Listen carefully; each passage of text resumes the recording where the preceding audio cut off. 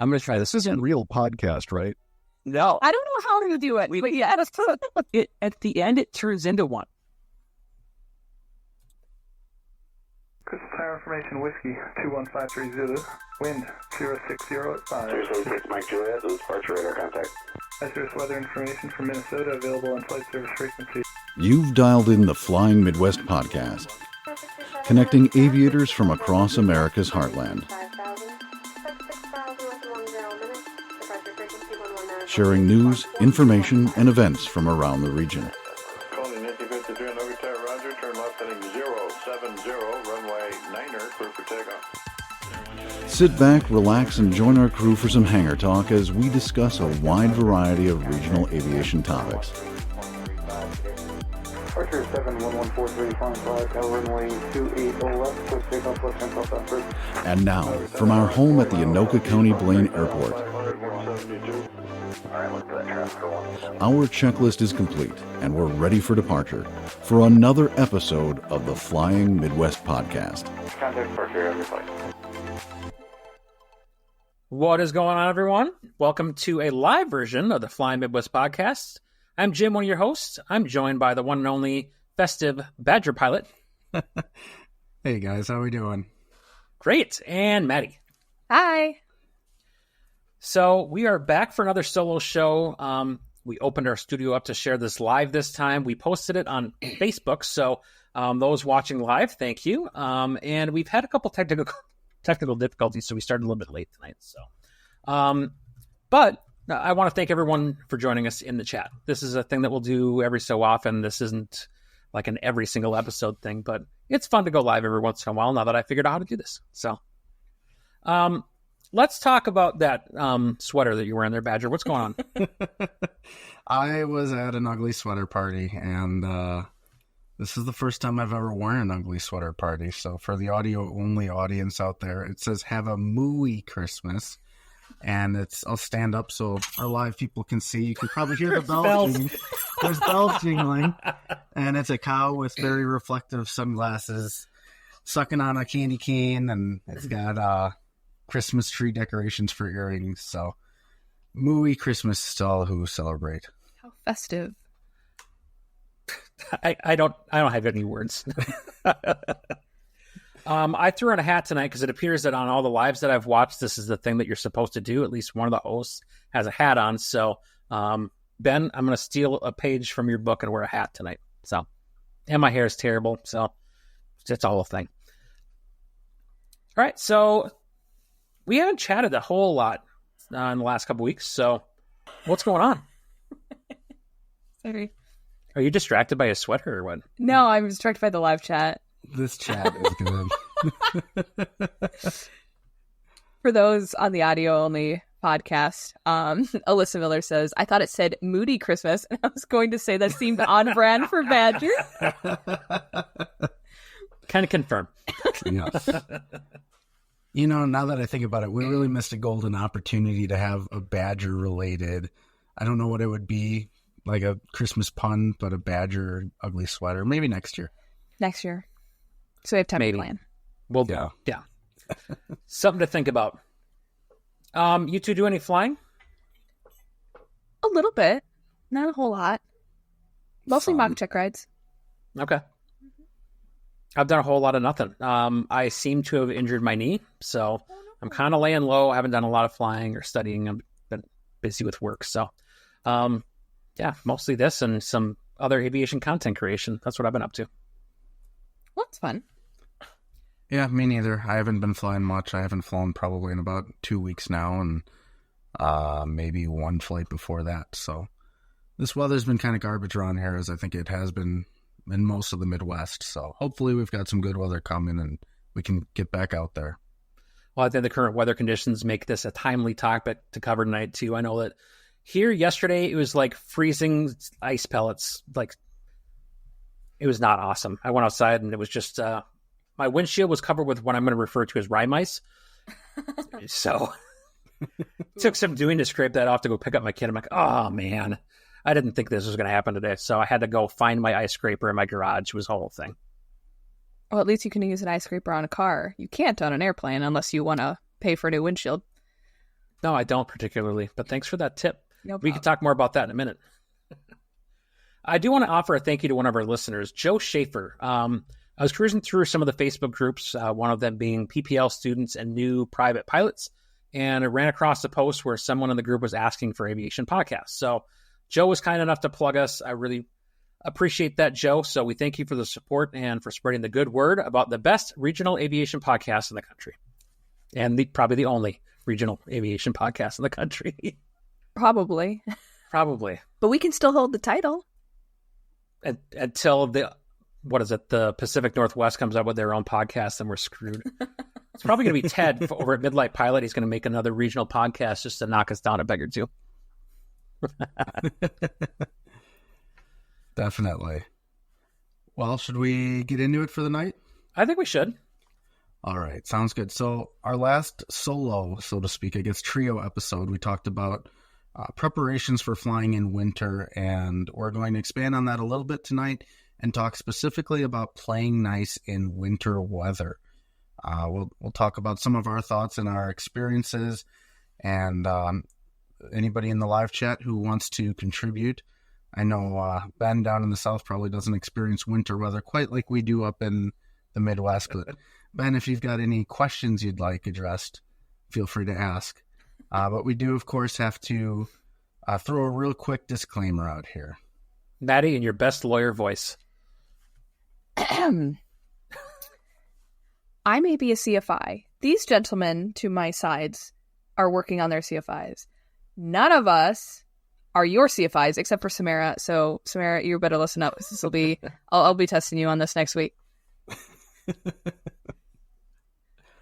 Yeah, so all that to say, take what we have as just sort of information only, not meant to be necessarily regulatory by any stretch of the imagination. It's going to be more along the lines of our experiences flying in the Midwest and in the winter in the Midwest specifically. Consult your CFI or somebody you respect and trust, and FAA resources for all your information on winter weather flying. And so we mentioned earlier about getting involved in the conversation and joining us in the live chat, which we just found out I'm not able to follow along with because my internet will die. But the best way you can get involved is emailing us at just Flying Midwest Podcast at gmail.com and getting a link to our Discord server. And then another great way, of course, is to join us on Patreon. Patrons also get exclusive access to bonus content, and they get to see us in the live chat as well. So we're going to get into it. Now we have the meat and potatoes of this here winter flying episode. So the first topic we'll talk about is icing. Not my favorite thing in the world. And you should try to stay away from it if you're not certified to fly in said conditions. However, things can happen. So we're going to talk a bit about icing conditions and some things to be aware of in that space. So super quick, if you don't know, now you will now. So I'm just going to go through quick what clear, rime, and mixed icing are. This is informational. So you can put your little eye thing on, and you can kind of just close your eyes and listen and fall asleep while I talk about icing. So clear ice is what you experience when you have larger, super cold water droplets. Those, if you don't know what super cold water droplets are, they're basically really cold water that's still liquid because it doesn't have anything to freeze over. However, what it can freeze on is your airplane, which isn't super great. So that's pretty much all of these things except for snow, which is the exception. That'll just stick because, snow does that. So clear ice is generally in warmer temperatures that you'll see. What it does is it'll freeze it on initial contact, and then it will roll over on both sides of your wing. So it's really dense, it's heavy, and it's hard, which means it's really hard to break. And it also usually is behind like any anti-air de-icing surfaces that you might have on your airplane. So if you're lucky enough to have boots or heated surfaces or whatever, unless you have a TKS system, like a Diamond or a Cirrus, you're not going to have a lot of luck with any clear icing behind those surfaces. So that's really hazardous. Mix, or not, I'll talk about rime. Rime icing is smaller droplets that are generally found in cooler temperatures. These can be found up to -40 degrees C, or Fahrenheit, I suppose. The problem with this one is that it makes really jagged surfaces. They are easy to break, and they're not super heavy, but it really damages the laminar flow over your wing, which is, again, obviously a problem. Icing sucks and is scary. Agreed, chat. You're so right. Mixed icing is generally, actually, from what I hear, is what's most commonly found. You will experience one or the other, but mixed icing is really common, where you get basically the best of both worlds, not. So you get a lot of buildup and a lot of rollback, neither of which are very good, obviously. So those can build up a lot on those on the surfaces, really, especially in the front. So obviously icing is very hazardous, but there's a quick rundown on clear rime and mixed ice from your local CFI, Madi. Thanks, Madi. I'll talk a bit about some weather products that are out there that people can check for. I personally go to the old trusty either for flight, because there's all sorts of layers that you can see in there. If I'm on a computer, which I am right now, aviationweather.gov, to look for those various airmets. Airmet Zulu for icing, or Ice Z is how I remember it. I think it's clever. No one else laughed. All right, fair enough. I use Z for Zamboni because we're a hockey family. Oh, yeah, look at that. See, now that's funny. What I said wasn't funny. Can all be funny, Jim. I know. Yours was clever, Jim. It was clever, but so creative it was above my head. I don't know about that. The other thing you can look at on those weather products is you can look at the products that show your icing conditions and your freeze levels to kind of try to plan out your flight accordingly with the cloud and freeze level and icing conditions that exist.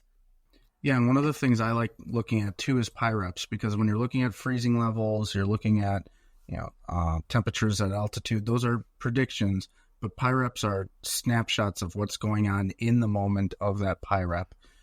Just a couple things to be careful of, though. If you're flying a Cessna 172, a Cherokee 140, and you see a pyrep for light rime ice, for example, at 3,000 from a 737, there's a couple things you got to consider there. Number one, they're climbing through that cloud a lot faster than you will be.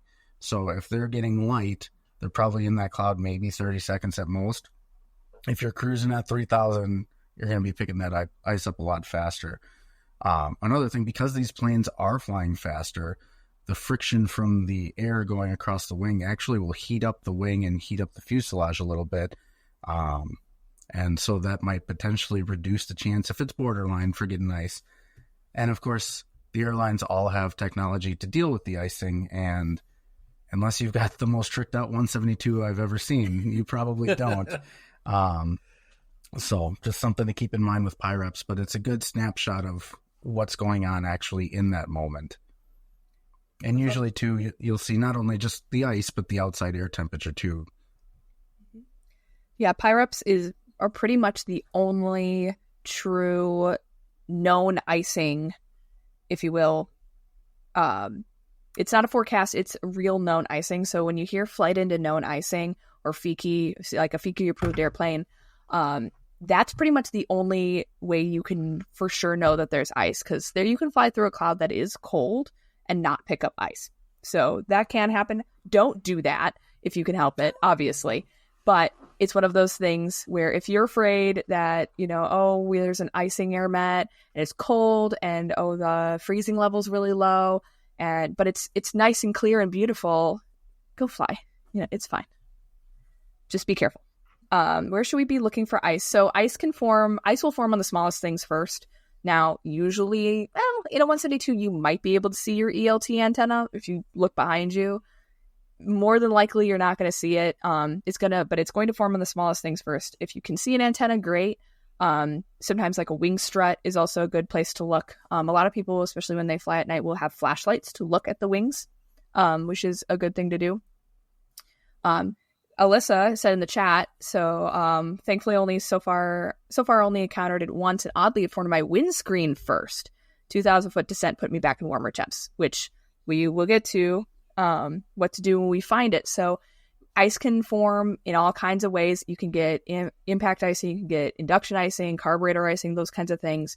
So it could form wherever really chooses to, I suppose.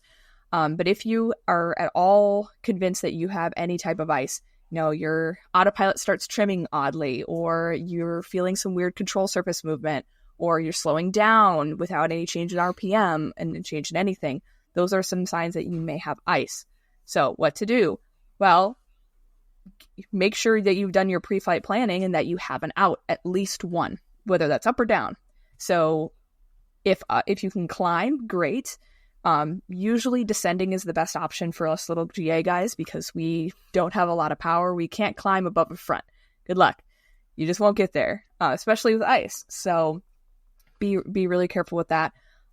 If you notice that there's a problem, call ATC as soon as you can and ask for vectors. If you need vectors to the closest airport, land as soon as you can is really the biggest thing to do. Especially if you start picking up ice and you don't think you can get out of it. A 180 might suffice, if you start picking it up as you fly into, lower visibility or something like that. But in general, just make sure that you give yourself an out beforehand and don't fly yourself into a corner. I know for me, when I experienced it, I've only experienced it once, and it wasn't a whole heck of a lot of ice that we picked up. I was during my instrument training, actually, and the forecast didn't exactly call for it to be that low as far as temperatures.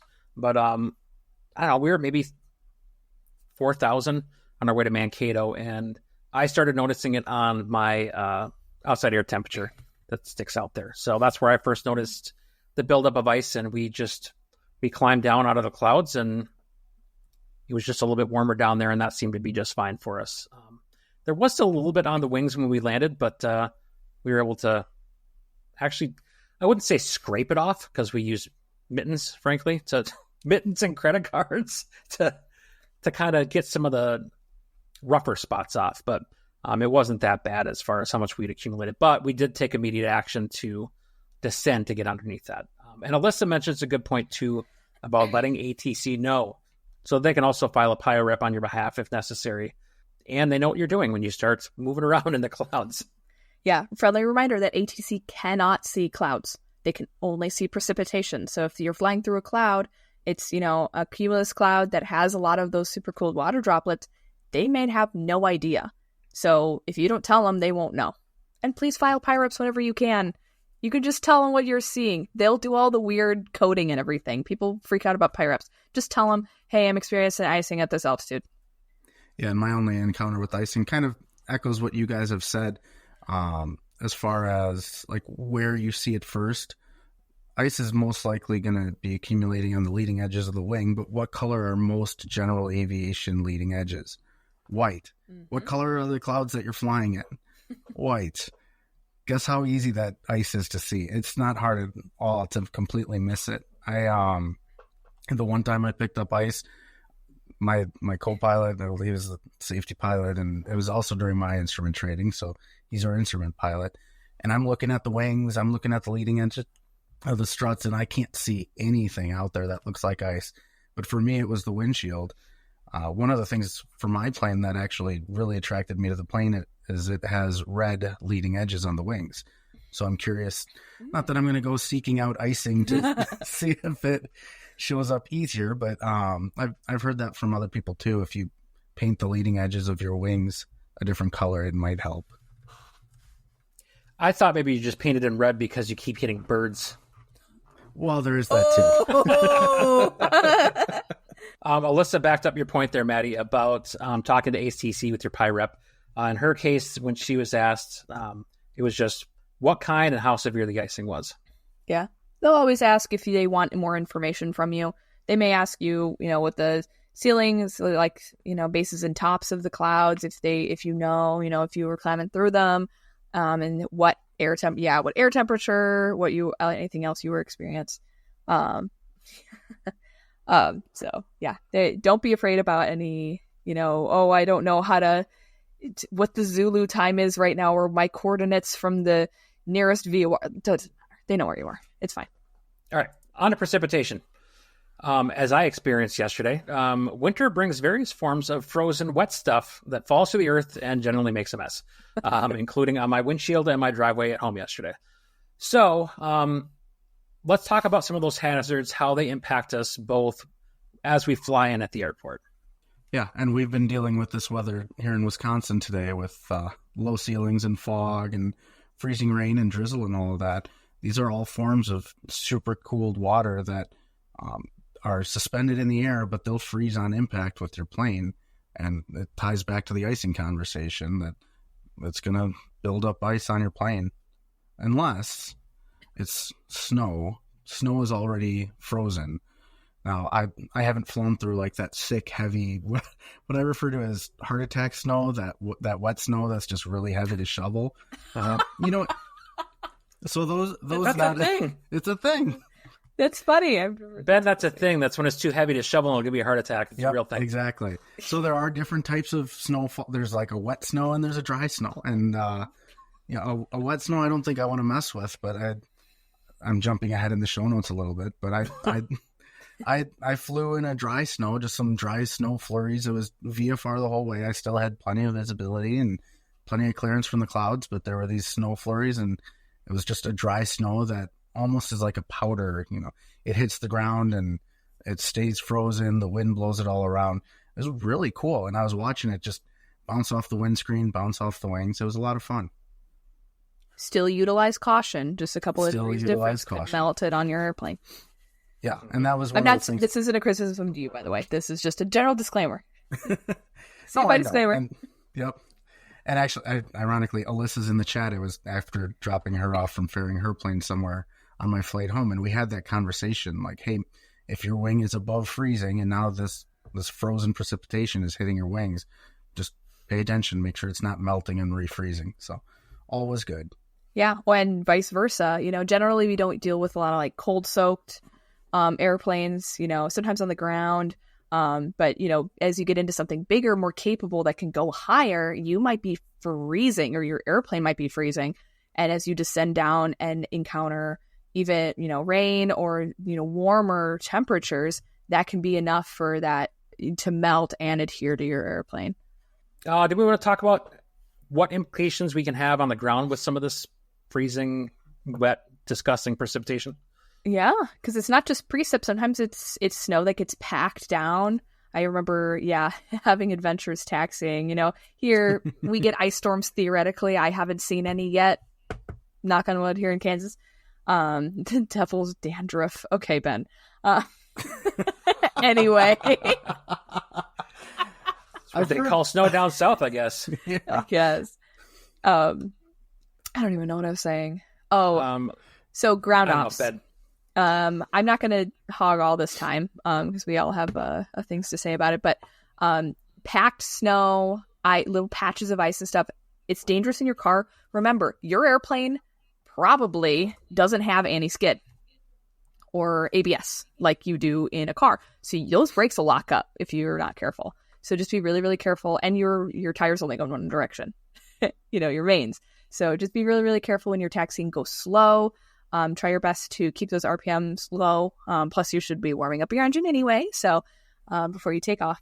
So just be careful, especially during run up. Make sure your brakes work and you're on ground that's not going to make you slide all over. Yeah, another note I think on this is if you've got some ramp space in front of your own hangar, your new hangar owner, for example, don't salt your hangar ramp. Yes, Don't do that.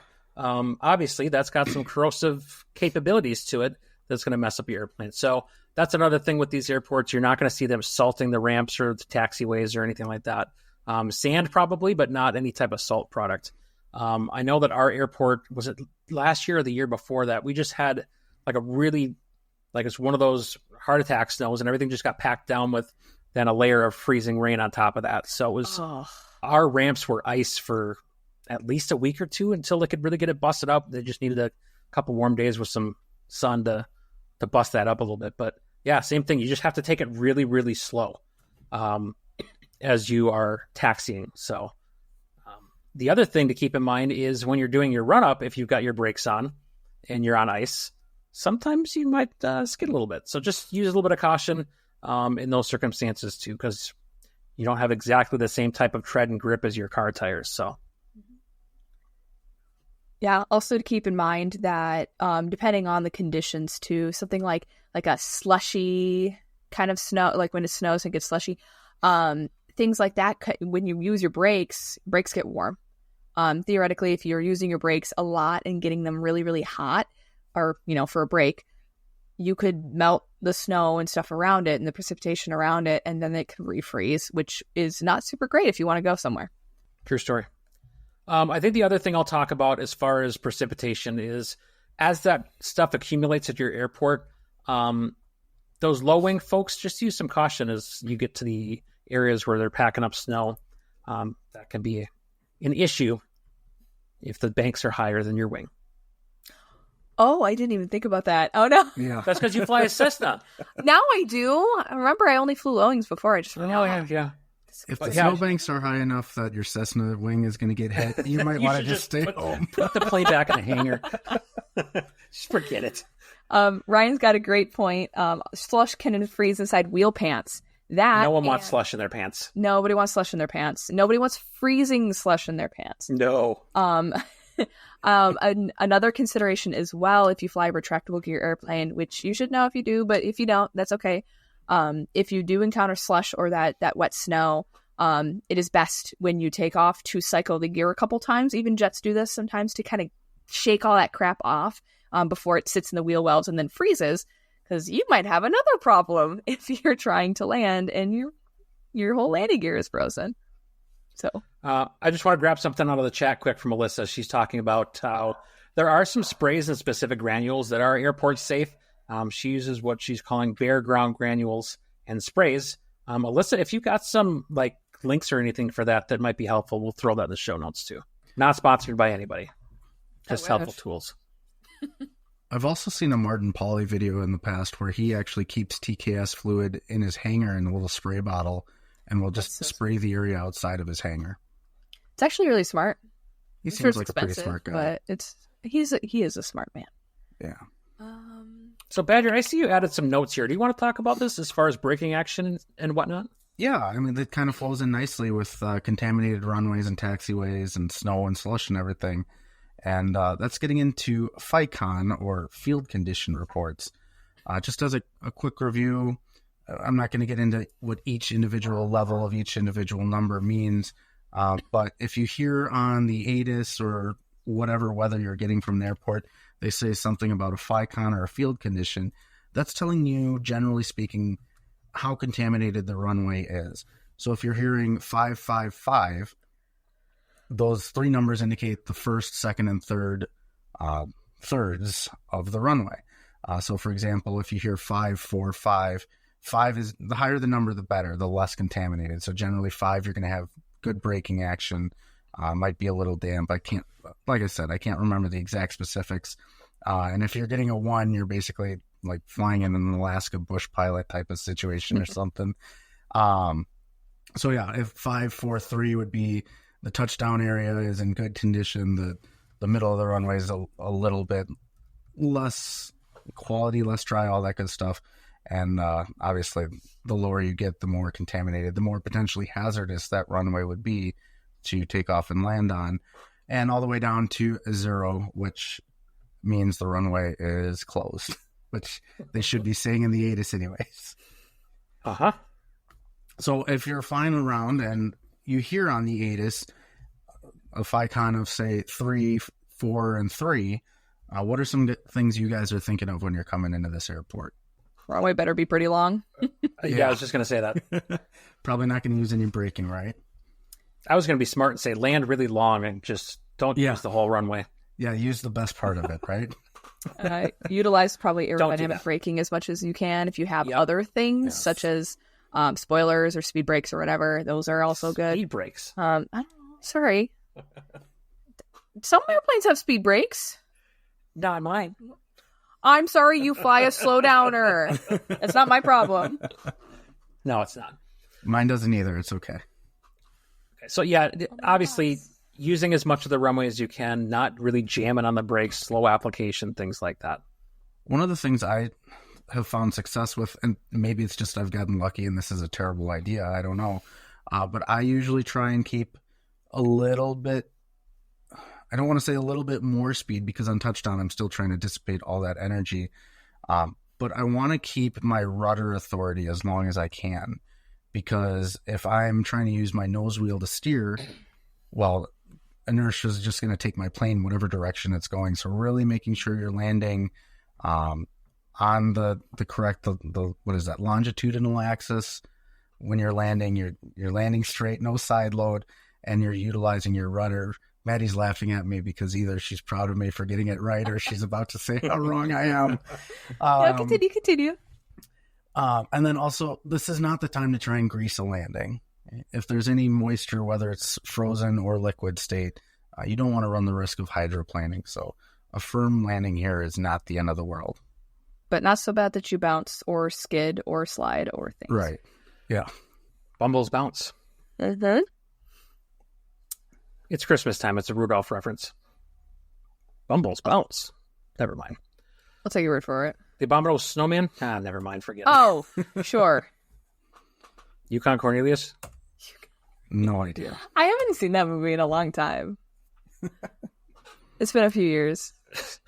Moving right along. Anyway. Hey, it's okay. It's thematic. We'll say it like my shirt. Moving right along. Have a mooey Christmas. You're going to hear that again, I think. Near the end with some cheesy music in the background. No, it's going to stay in the regular episode. I just meant like in the future, expect to hear this in other episodes. Okay. Great. You're welcome. You are the dairy state, aren't you? Yeah. I keep hearing that about Wisconsin. We are. Okay. Yep, absolutely. Take that, California. Except for the cheese curd tacos. Just throwing that out there. Oh, geez, crosswinds and gusty winds. Let's talk about that. Okay, I'm not reading it. Alyssa got my reference, by the way. Thanks, Alyssa, for getting my Yukon Cornelius reference. And Bumbles bounce. Good crew. Nothing. Sorry. There is no moving on from this. We have to. I don't even know why I'm starting to talk. Badger, this is your thing because you put this in there. So go ahead. And I just talked. I talked FICON and braking action. Okay. That's your fault. You didn't assign it to anybody. Okay, how about this? Why is it windier in the winter months? Badger, would you like to explain? Sure. Cool. Well, based on a Google search and an AI-generated answer, what I found was, and I remember this from my private training too, is the jet stream in winter moves further south. And what does that mean for us? The biggest thing is all of the high winds that we get at altitude start mixing lower in the States with the lower altitude winds. And so now we're mixing those winds up. It's kicking up higher winds on the surface. So what does that mean for us? It's probably rare we get to take advantage of a nice tailwind because of this. The bigger thing, at least personally for me, is gusty winds and crosswinds. My home airport, I have a north-south paved runway. Our east-west runway is usually more in line with the winds. And now that the winds are higher, our east-west runway is grass, so we don't plow it in the winter. So now I'm stuck using a north-south only, fairly narrow runway. And so I'm going to be making, and always do make the effort to go out, seek out crosswind conditions, and really hone in and get proficient at my crosswind landing technique again. It's so important. The another consideration that we didn't get to with contaminated runways is if it is a good idea, again, talk to your CFI, your mileage may vary. However, probably a smart idea to limit crosswinds in a contaminated runway situation. So if you have like snow on the runway or something, maybe reduce the crosswind component that you're comfortable with by half, like the normal crosswind component. And if there's ice, I'd probably do like 75%. The reason for this is, well, airplanes do one thing really, really well, and that is weather vaning. Well, they do a lot of things well, but weather vaning is one thing they do very, very well. And on a runway, while you're landing, not super great and ideal. So just be very, very careful when you're flying in these wintry conditions. Just know that things, if it can go wrong, it may. So just be really, really careful. But yes, practice your crosswind landings, kids. Please. I think the last thing to kind of talk about with gusty winds and crosswinds and stuff like that is, especially out in like rural Minnesota where there's not as many things to block that wind, you can get these kind of ground effect blizzards that start up where there's no snow in the forecast, but that lighter snow that ends up out there sometimes can get whipped up and cause some pretty significant visibility issues. So just be mindful of the weather conditions as far as wind is concerned when it comes to your cross-country flight, specifically out into those more outstate areas of your state. Very true. And not so much landing specific, but one of the other reasons we get these high winds is the temperature gradient between air masses is a lot more drastic. Mm-hmm. That's something to consider when you're planning your cross-country flights. If you're potentially flying across a front, know that it's probably going to be more drastic of a change than it would be in the warmer months. Also know that the icing probability and intensity, especially depending on the front, is incredibly increased with frontal passage. So if you're flying near a front, warm front, good luck escaping it. Cold front, it's going to happen fast. So just be very, very wary with, and we're just getting back to icing, but since we're talking about fronts, that is another consideration that you just be careful. Yeah, and those blizzards and stuff can just pop up out of nowhere. So have backup plans. That's a lot of weather talk. Do we have anything else that we want to talk about? I'm cruising through the chat right now to make sure I didn't miss anything from anybody. But... Is everybody still awake? Too much eggnog, right? Oh, that's what I should have had while I was recording. Oh, I have some eggnog with maybe a little something in there. Maybe a lot of something. No. I'm not flying. It's fine. That's true. I'm not flying tomorrow either. Let's go. What did you mention the other night? Bailey's and eggnog? Bailey's and eggnog was a combination the internet told me I should try, so I did, and it wasn't bad. There you go. I'm sure it was really good for me as far as calories, but I was the first to mention that. I'm sure it was. But I just got back from the gym. I'm sure it was fine. Those things cancel out. It's okay. Ryan in the chat says snow squalls are a real thing here. Yeah, that sounds terrifying. Absolutely can happen. Cold fronts will be cold fronts and squalls will squall. It can happen with snow or thunderstorms. Heck, we can even have winter thunderstorms, which is crazy. Do you guys remember that when that happened? Jim, do you remember that happened? Thundersnow? I love thundersnow. That's yeah. Bailey's and hot chocolate. Ooh, that sounds money. That would be really comforting during thundersnow. It's true. That is a scary situation that shouldn't exist. Thunder and snow at the same time. No. Should be a sign of the apocalypse. So have some Bailey's and hot chocolate that'll get you going. Get you through. All right. Well, thank you everyone for the discussion points along the way here. And again, always consult your POH, your A&P, CFIs, the regs, or any other podcast other than this one for any type of guidance on how to fly in winter weather. And if you like this solo style of episode and you liked us talking about winter weather, I encourage you guys to go back and listen to our last solo episode talking about preparing for flying in winter weather.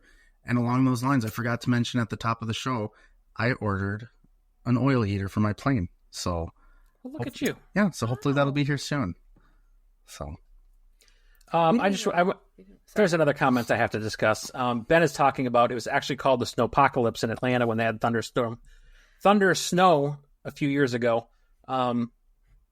I just want to go on record and say that all these meteorologists coming up with named storms for winter storms now is ridiculous. It happens every year. I don't need, snowpocalypse, bomb cycle, all that crap. It's just call it winter and be done with it. When do we start naming sunshine? Let's do that. We don't, because sunshine is not scary until the ozone layer is gone. Then it's scary. It has improved. The ozone layer has actually improved, guys. All right, I'm going to go warm my car up and see what I can do to... Jim, no! It's because of all the unleaded avgas, right? That's it. That's got to be it. All right, let's get out of here. All right. Yeah, contact us, please. Through all of our various social medias. We have Instagram, YouTube, email. That's not a social media.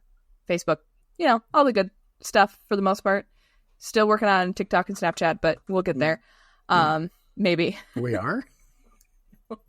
Not to my knowledge. They're going to take away TikTok, so don't worry about TikTok. All right. Oh my God, the student canceled on me. Anyway, Discord. Oh, we have a Discord. Oh my God, please join our Discord.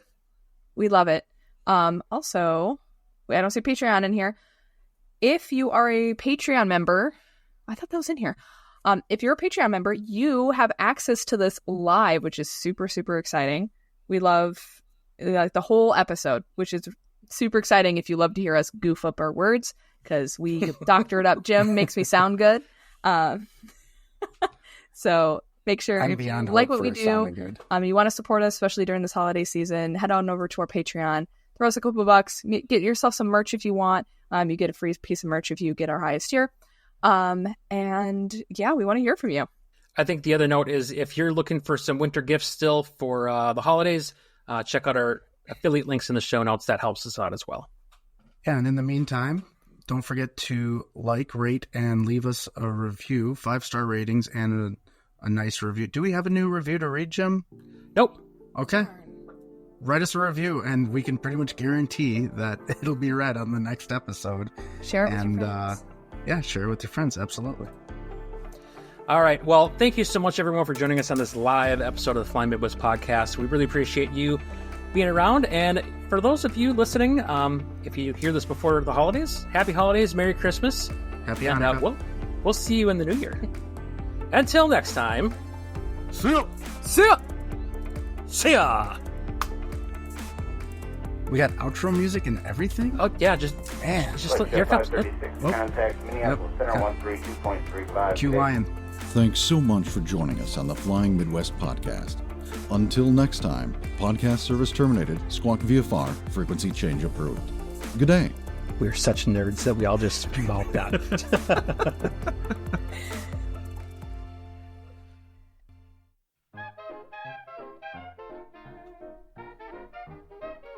Sorry, I just realized that he put that stuff in, and I don't want to misspeak. Which stuff? About the jet stream. Oh, the jet stream. Okay. It's basically just an AI-generated response from Google. So I'm sure it's super accurate, not wrong at all. To email us at I don't know what's happening. What's happening? My Oh, internet? no. Did my internet go? The Wisconsin Wi-Fi strikes again. Oh. Are you trying to watch this in the stream, too? Am I still here? You are now? What are you doing? I was watching the chat. Oh, the chat for... Okay, I don't think you you get guys are chat in the privileges chat. I'm today. getting out of YouTube. Well, that's a really good idea, because I didn't think that your internet could handle both. So Okay, be sure to get... Go ahead. Sorry. I forgot we're live. I forgot you skipped it. Go ahead. Please. And I mentioned, too, getting involved in the conversation, and if you would like to be a part of our live chat when we do these solo episodes, the best way to do it is either... Wisconsin Wi-Fi strikes again. Well, this is AT&T's fault, but am I back? Yeah, you're back. Okay, I'm here. Okay. You just can't do too much at once. I can barely do one thing at once. I'm aware. Okay. So I don't know where my internet cut out, but to recap... From the top. Alyssa, while you're in here, I'm cleaning out my hanger, and these are not yours. These are the things I'm keeping at home, but I have your stuff still in my hanger, and I have to give it back. I wasn't sure where you're going with that. We're like, hey, Alyssa, I have this stuff here. It's not yours, but I have some stuff here. So I'll show you. I don't know about your stuff, but my stuff is right here. I had the chat turned off because of my internet, so I gotta find a way.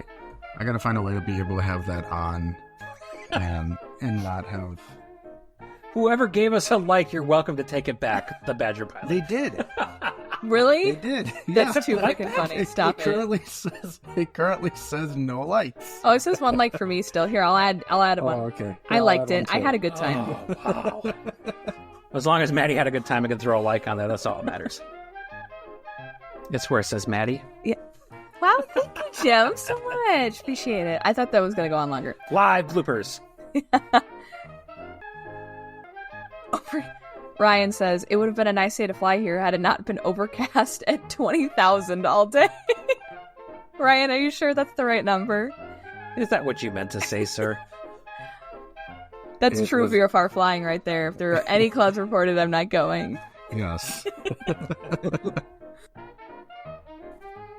Why am I first? I don't know. Just because you are. That's Let's usually... see if I and you're the smartest. We got to Tell you spit what, off I'll transition you into this. How about that? Really? Hold on. If there's 5 people watching this and 3 of them are us, is that a problem? Still counts for views. So there's